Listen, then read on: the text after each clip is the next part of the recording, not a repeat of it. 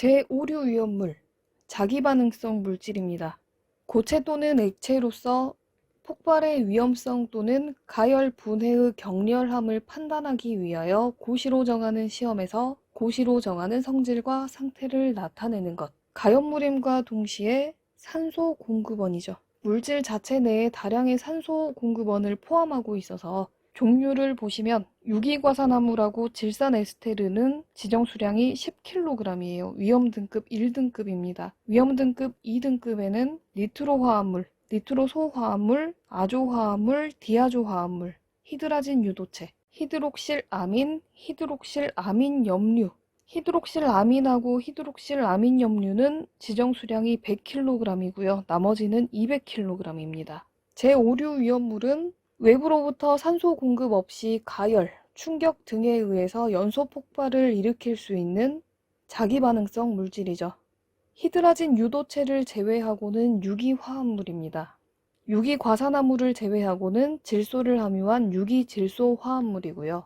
모두 가연성 액체 또는 고체 물질이고 연소할 때 다량의 가스를 발생합니다. 시간의 경과에 따라서 자연 발화의 위험성도 있고요. 가열, 충격, 마찰 등에 의하여 폭발의 위험이 있고 연소 속도가 빠르고 폭발적입니다. 저장 및 취급 방법을 보시면 화기와 점화원으로부터 멀리하고 저장할 때에는 가열, 충격, 마찰 등을 피해야 되죠. 화기, 엄금, 충격 주의해야 합니다. 화재가 났을 때 화재 초기에 대량의 물을 주수하여 질식, 냉각 소화를 합니다. 제5류 위험물은 화재가 났을 때 대량의 물로 주수 소화합니다. 지정 수량 10kg이고 위험등급 1등급인 유기과산화물, 분자 구조의 과산화기를 가진 산화물이죠. 결합이 약해서 가열, 충격, 마찰에 의해서 폭발 일으키기 쉽습니다. 과산화 벤조일, BPO, 벤조일 퍼옥사이드라고도 해요. 일반적인 성질로는 무색, 무미, 무취의 백색 또는 결정성 고체입니다. 비수용성이고 알코올에 약간 녹아요. 과산화 벤조일의 희석제는 푸탈산 메틸, 푸탈산 디부틸을 사용합니다. 그리고 유기과산화물의 경우에는 직사 일광을 피하고 찬 곳에 저장해야 돼요. 화기나 열원으로부터 멀리 해야 되고 산화제, 환원제 모두 가까이 하지 않아야 합니다. 과산화 메틸에틸 케톤의 경우에는 함유율이 60% 이상일 때 지정 유기과산화물이라고 하고요. 앞에서 보셨던 과산화 벤조일의 경우에는 함유량이 80% 이상일 때 지정 유기과산화물이라고 합니다. 과산화 메틸에틸 케톤의 경우에는 무색이고 독특한 냄새가 나는 기름 모양의 액체예요. 희석제로는 푸탈산 디메틸, 푸탈산 디부틸이 있다라는 것 기억하시기 바랍니다. 질산 에스테르류는요, 부식성이 강한 물질이고 가열, 충격으로 폭발하기가 쉽고 폭약 원료로 많이 사용됩니다. 알코올기를 가진 화합물을 질산과 반응시켜서 알코올기가 질산기로 치환된 에스테르를 질산 에스테르 화합물이라고 한다. 종류로는 니트로셀룰로스, 니트로글리세린, 질산메틸, 질산에틸이 있어요. 니트로셀룰로스는 NC, 질화면, 무연화약으로 이용이 돼요. 햇빛에 의해서 황갈색으로 변합니다.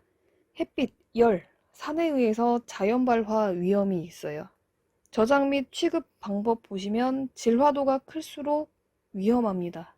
이때 질화도라고 하는 것은 체크포인트에 보시면 니트로셀룰로스 중에 질소의 함유 농도 %예요. 130도씨에서 서서히 분해되고 180도씨 이상에서 격렬히 연소해서 다량의 유독성 가스를 발생시킵니다. 니트로셀룰로스의 제조법, 괄호 놓기가 잘 나옵니다. 진한 황산과 진한 질산의 혼산으로 천연셀룰로스를 에스테르와 반응시켜서 제조하죠.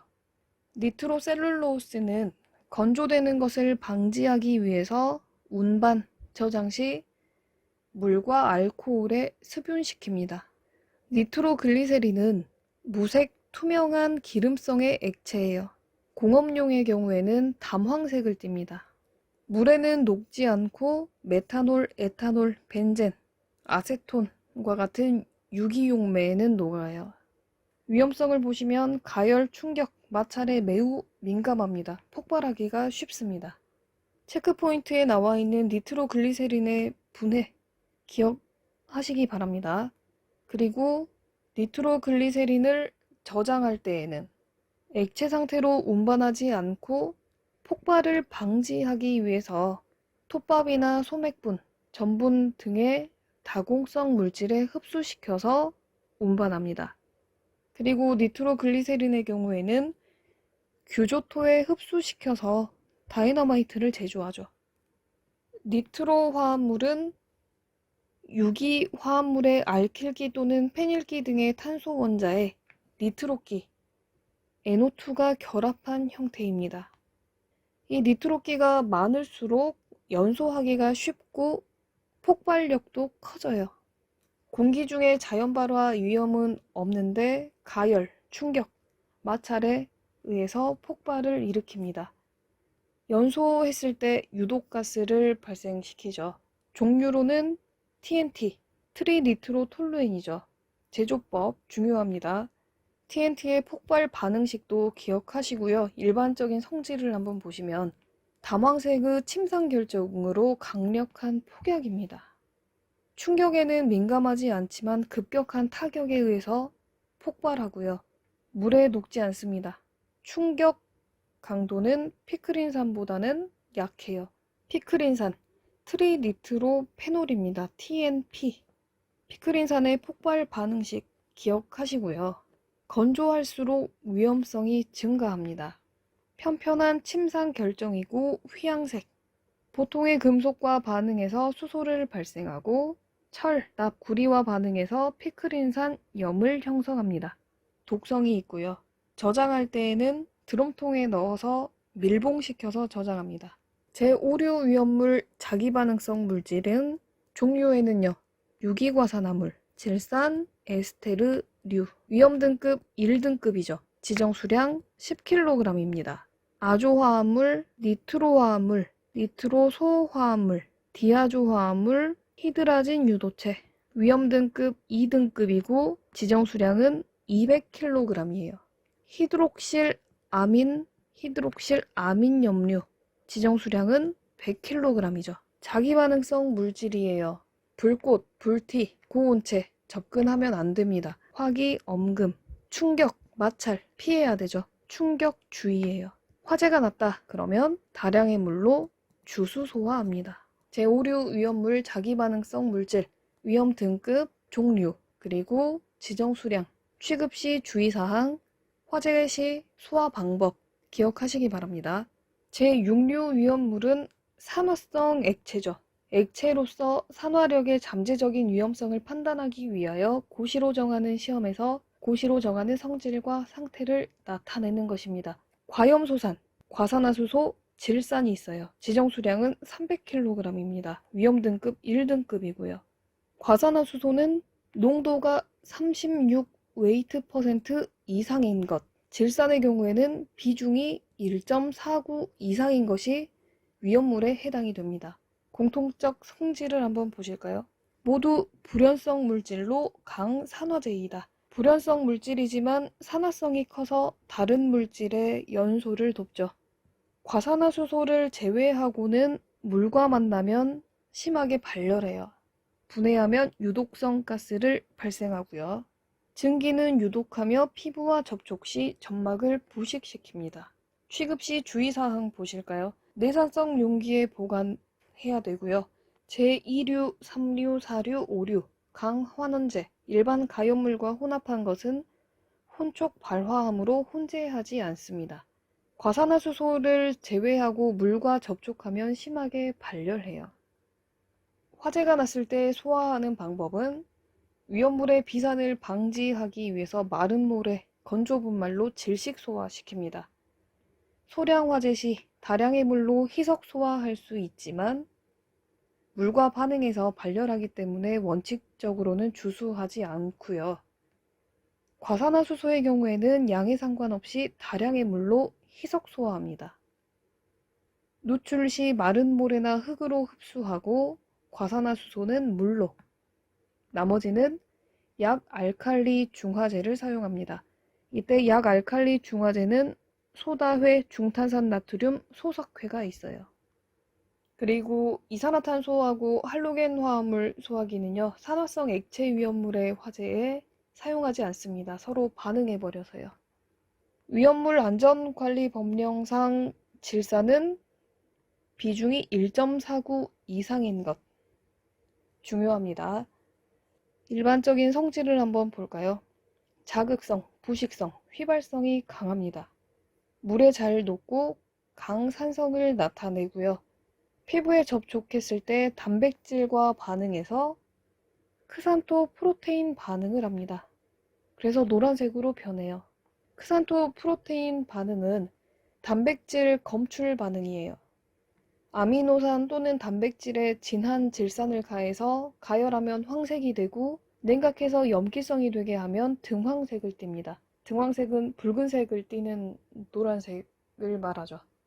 질산의 경우에는 물과 반응해서 발열합니다. 가열 시 진한 적갈색 증기를 띄어요. 과염소산은 염소산 중에서 제일 강한 산입니다. 일반 성질을 보시면 무색 무취의 유동성 있는 액체로 흡습성이 강하고 휘발성이 있어요. 물과 반응하면 심하게 발열하고 반응으로 생성된 혼합물도 강한 산화력을 가집니다. 그리고 상압에서 가열하면 분해해서 유독성 가스인 염화수소를 발생시켜요. 화재가 났을 때 소화하는 방법은 다량의 물로 분무주수하거나 분말 소화약제를 사용합니다. 과산화수소는 농도가 36 웨이트% 이상인 것이 위험물에 해당이 됩니다. 일반적인 성질을 보시면 점성이 있는 무색 액체예요. 다량일 경우에는 청색을 띱니다. 물보다 무겁고요. 비중이 1.5예요. 수용액 상태는 비교적 안정합니다. 물, 알코올, 에테르에는 녹지만 벤젠에는 녹지 않습니다. 농도가 60% 이상인 것은 충격, 마찰에 의해서도 단독 폭발 가능성이 있습니다. 아래에 위험성에 나와 있어요. 3% 과산화수소 수용액을 옥시풀이라고 합니다. 약국에서 구입 가능하죠. 흔히 소독약 보셨을 겁니다. 열분해되었을 때 발생된 산소, 분해 시 발생한 이 발생기 산소에 의해서 표백, 살균 작용을 하죠. 알칼리, 은, 납, 백금 및 금속 분말 등과 반응, 분해, 폭발하고요. 열, 햇빛에 의해서 분해할 수 있어서 갈색 용기에 저장합니다. 저장 및 취급 방법을 보시면 과산화수소 안정제가 있어요. 인산, 요산, 요소, 글리세린. 그리고 유리용기는 알칼리성으로 과산화수소를 분해, 촉진하기 때문에 갈색의 착색병에 보관을 하는데요. 저장용기는 밀봉하지 않고 구멍 뚫린 마개를 사용해서 보관해야 합니다. 상온에서 서서히 분해해서 산소를 발생해요. 그래서 폭발의 위험성이 있기 때문에 통기가 필요해서 구멍 뚫린 마개를 사용해서 보관해야 합니다. 제6류 위험물 산화성 액체는요. 종류에는 과염소산, 과산화수소, 질산이 있었습니다. 위험 등급 1등급이고 지정 수량은 300kg이에요. 과산화수소의 경우에는 36 웨이트% 이상인 것이 위험물에 해당이 됐고요. 질산은 비중이 1.49 이상이었죠. 과산화수소의 분해 방지제는 인산, 요산, 요소, 글리세린이 있었습니다. 산화성 액체예요. 주의사항은 가염물 접촉 주의입니다. 화재가 났을 때 마른 모래나 건조 분말로 질식 소화하죠. 과산화수소의 경우에는 다량의 물로 희석 소화하고요. 산화성 액체, 가염물 접촉 주의 기억하시고요. 화재가 났을 때 소화 방법. 약 알칼리 중화제를 사용했었죠. 종류는 뭐가 있었죠? 소다회, 중탄산 나트륨, 소석회가 있었습니다. 위험물의 종류, 위험 등급, 지정 수량, 얼마인지 기억하시기 바랍니다.